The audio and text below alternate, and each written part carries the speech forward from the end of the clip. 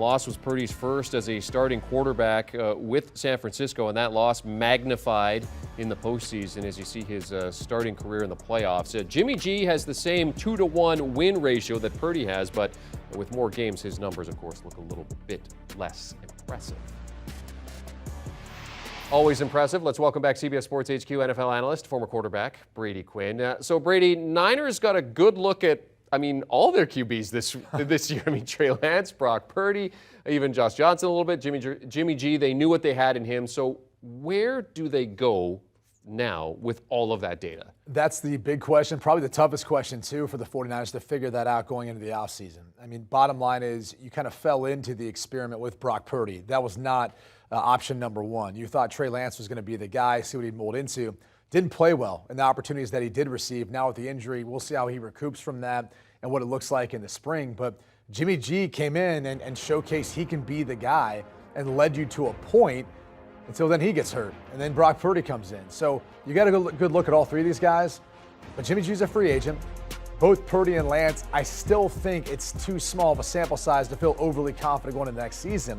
So it leads you to look and say, all right, are we going to bring in a veteran guy? Do we want a guy who's out there like a Tom Brady, for example, who's a free agent? Or do we want to look at a guy who's under contract and Aaron Rodgers, who may want to come play in this system?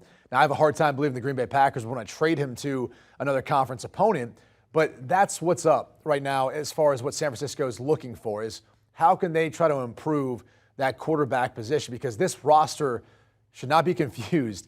They're built to win a Super Bowl right now. I don't think you want to wait any longer with trying to figure out if Lance or if Brock Purdy can get it done. You got to find an answer at the quarterback spot. If they don't, though, is Lance QB1 or is Purdy QB1, or do you have them battle? You have to have them battle. At this point, I think Purdy did enough to warrant that, even though the toughest thing when you're in the NFL is you know what the San Francisco 49ers gave up to trade up to get Trey Lance in the first round. Yeah.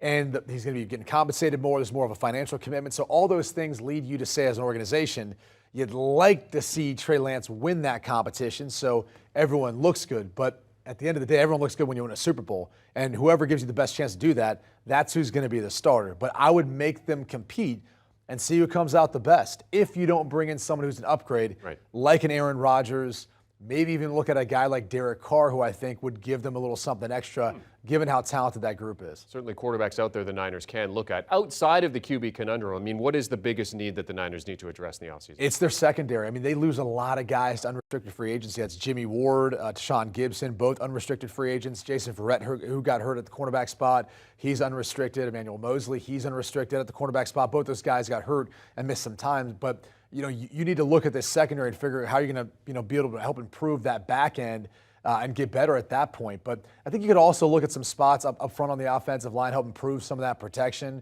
and maybe you add another playmaker if you can. Now, I would say through the draft because that's the cheapest way, and obviously Kyle Shanahan's done a tremendous job identifying, along with John Lynch, those young wide receivers and draft picks that can come and have immediate impact, like a Brandon Ayuk or Deebo Samuel, so Juwan Jennings as well. So I think you can add one more piece there, and you should feel pretty comfortable about where you're at.